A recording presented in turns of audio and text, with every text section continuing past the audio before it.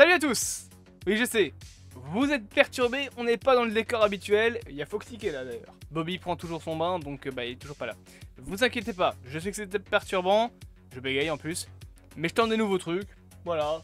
Le décor, vous l'avez jamais vu. En tout cas, celui-là, vous ne l'avez jamais vu. Donc, écoutez, voilà. Sachez que là où vous êtes, normalement, il y a le fond vert de quand je fais des displays. On a déjà pas mal parlé sur la chaîne des jeux vidéo, mais j'avais envie de vous parler d'un sujet qui me passionne, c'est la deuxième personne. Alors, la deuxième personne, c'est un sujet un petit peu compliqué à traiter, notamment parce qu'il n'y a pas de définition réelle de ce que c'est. Vous comprendrez très vite pourquoi. Mais d'abord, un petit cours. Ça, ici, là, c'est la première personne. Vous voyez le jeu directement à travers les yeux du personnage que vous jouez. C'est donc une vue subjective. Et ça, dans les jeux vidéo, on a des dizaines et des centaines d'exemples de cette vue-là. Doom, Minecraft, les FPS de guerre, les jeux Final Fantasy Freddy's, dans ce genre de jeu, vous jouez donc la POV, ça signifie Point of View, de votre personnage. Cette vue a été développée dans le jeu vidéo vers la fin des années 70, avec les jeux Maze War qui sont très souvent cités, et surtout, un jeu qui est peu cité mais qui a beaucoup contribué, le jeu Space Sim. Et ça, c'est la troisième personne. Et ça, c'est les jeux comme les Mario, les TPS, c'est-à-dire les jeux un petit peu à la... vous savez très bien ce que c'est, Life is Strange ou encore Resident Evil et Silent Hill. Mais ça, pour la plupart d'entre vous, vous le savez déjà. Vous avez cliqué sur la vidéo pour savoir à quoi ressemblerait un jeu à la deuxième personne. Eh bien, je vais tenter de vous répondre. Notez le fait que j'ai dit tenter. Hein. On prend pas trop de risques ici.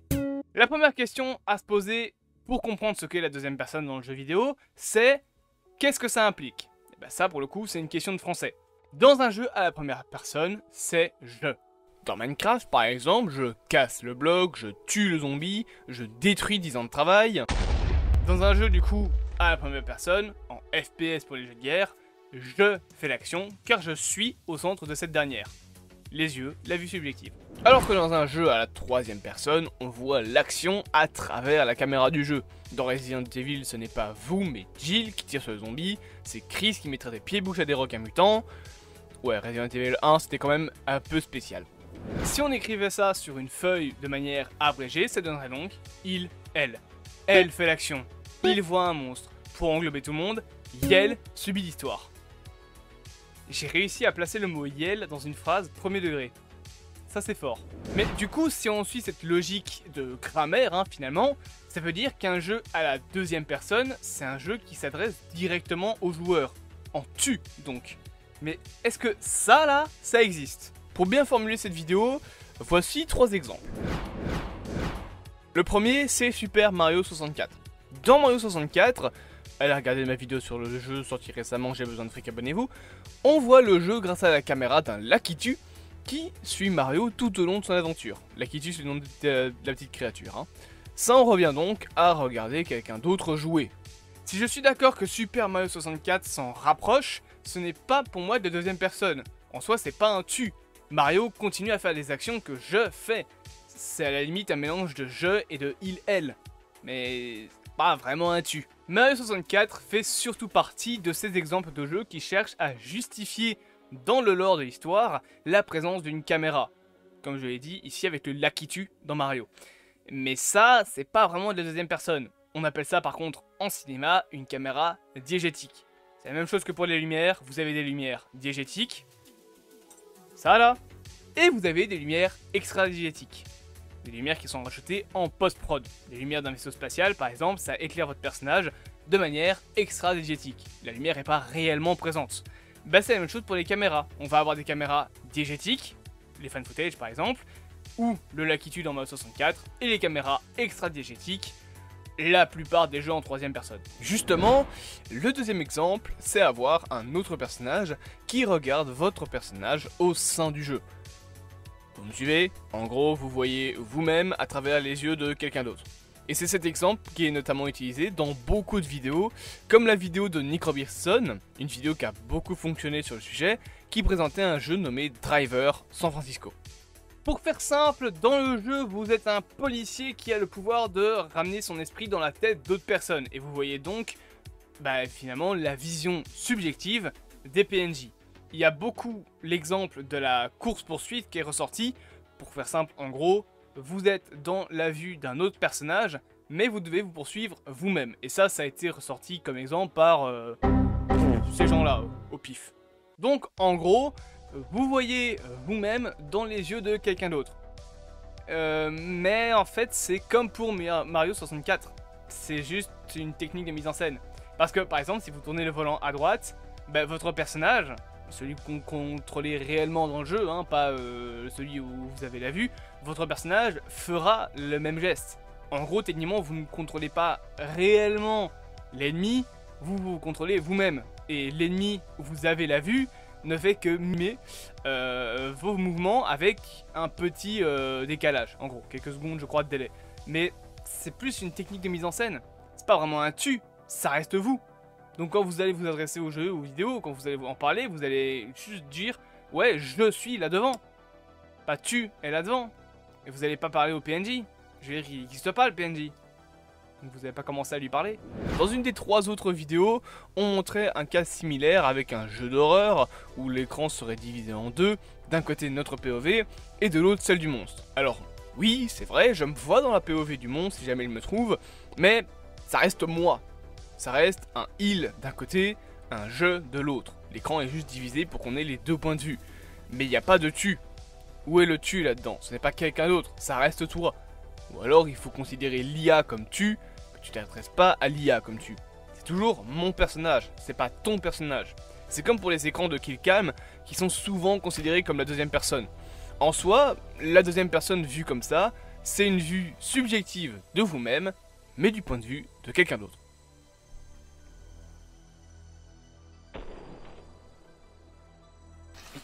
Mais vous êtes pas mort, espèce de connard!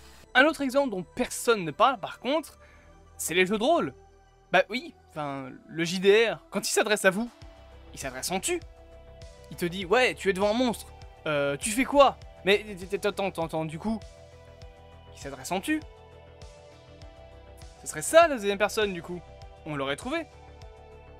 Ce serait ça, les JDR, quelqu'un d'autre qui s'adresse à vous, pas un PNJ. Ce fameux 3e exemple, c'est ça. Les jeux multijoueurs, comme les jeux de rôle, où on est littéralement le personnage qu'on incarne, et où le créateur du jeu, ou le MJ, s'adresse à nous sans briser le 4e mur. Comme Deadpool par exemple. Car oui, même si Deadpool s'adresse à nous, c'est pas de la seconde personne. Et ça, Crash Bandicoot l'ont bien expliqué dans leur vidéo, je vous laisse le lien en description. Ou encore ces expériences interactives, où toute une communauté influence le gameplay d'une autre personne qui stream son jeu, comme les Twitch Plays Pokémon. Là, je modifie directement ton jeu. Même si on se parle pas, c'est le jeu de quelqu'un d'autre que je modifie. Donc, ton jeu. Le jeu et le tu. Finalement, la deuxième personne de manière brute, ça veut dire pas la vue subjective où vous voyez vous-même comme dans une Killcam, est-ce que c'est vraiment possible dans les jeux solo? Parce que vous pouvez pas vous adresser à quelque chose qui n'existe pas. Encore une fois, si tu t'adresses à un PNJ en disant tu, il va pas te répondre, le PNJ. Enfin, à part si c'est une boîte de dialogue, vous comprenez ce que je veux dire. Donc, techniquement, ça n'existe pas vraiment. Ce genre de deuxième personne, c'est plus un mélange de je et de il-elle. Et beaucoup considèrent ça comme étant le tu. Mais grammaticalement parlant, je suis désolé, c'est pas un tu. Donc, est-ce que c'est possible de faire ça en jeu solo? Et les jeux Kinect alors? Tout ce qui est Just Dance, iToys, pour ceux qui ont connu, est-ce que ça, c'est de la deuxième personne solo? On se voit dans le jeu, ça serait donc un heal, mais c'est pas le point de vue de mes yeux, c'est mon point de vue. Donc est-ce que c'est un tu? Mais en même temps, pourquoi s'appeler tu alors que c'est moi-même? Ouais, cette piste-là, elle est assez compliquée. Par contre, ce dont je suis certain, c'est que pour que la théorie du jeu multijoueur en deuxième personne marche, il faut une interaction. Bah, comme sur YouTube en fait. Toi, là, je te parle. Alors, t'es pas physiquement là, mais enfin, tu regardes une vidéo que j'ai tournée. Et la caméra peut être n'importe où. Elle peut être là, elle peut être là, elle peut être là, elle peut être n'importe où. Ça restera toi. Toi, je te parle à toi. Tu. Donc, avec tout ça, quelle conclusion tirer de cette histoire? Bah concrètement, que la seconde personne, c'est un petit peu tout et rien. Ça dépend en fait de la limite que vous avez entre troisième et hypothétique deuxième personne. Est-ce que vous considérez la killcam comme une nouvelle vue subjective de vous-même ou réellement comme la deuxième personne? j'accepte complètement les gens qui considèrent ça comme de la deuxième personne. Je trouve que c'est un petit peu faux, on va dire. Le sujet mériterait d'être creusé, mais ça s'arrête vraiment au niveau de votre barrière personnelle. La deuxième personne, on va pas se mentir, concrètement, ça n'existe pas. En tout cas, pas de manière physique. Un jeu à la deuxième personne, ce serait juste avoir une discussion avec un autre joueur. Techniquement, Skype est un jeu à la deuxième personne. Puisque tu parles en tu à quelqu'un qui existe vraiment, et il te répondra en tu. Donc ça, c'est de la deuxième personne. Grammaticalement, je parle. Mais dans le jeu vidéo, la deuxième personne, c'est un sujet très flou, très complexe finalement à décrire. Et la plupart des gens s'accordent à dire que c'est ce mélange de il, elle et je. Je suis à moitié d'accord avec ça, même si encore une fois, je l'accepte complètement. En attendant, vous, en commentaire, vous en pensez quoi? Pour vous, c'est quoi la deuxième personne? Et est-ce que c'est possible, finalement, de faire de la deuxième personne? Putain, je bégaye à la fin, super. Mais, non. Et vous, finalement, vous en pensez quoi? Est-ce que, pour vous, le mélange il-elle, c'est de la deuxième personne? Ou est-ce que c'est juste une vue subjective d'une autre personne, de vous-même? Dans un jeu comme PUBG, quand vous voyez vous faire tuer par votre ennemi, est-ce que c'est ça, de deuxième personne? Ben la réponse, finalement, c'est un petit peu à vous de la donner. Voilà. Moi, je vous ai donné ma réponse, je considère pas ça comme de la deuxième personne. Pour moi, la deuxième personne, bah, c'est les trucs comme le Twitch Plays Pokémon, ou en tout cas quand il y a vraiment une interaction entre deux personnes physiques. Pas juste un écran scindé en deux où tu vois ton ennemi et toi-même. Une killcam, c'est pas vraiment une deuxième personne, c'est juste voir le gameplay de quelqu'un d'autre. Est-ce que c'est vraiment ça de la deuxième personne? Ah, le sujet est compliqué. Bref, je vous laisse répondre à ça dans les commentaires. J'espère que cette vidéo vous aura plu. C'était Zaylock. Transmission terminée.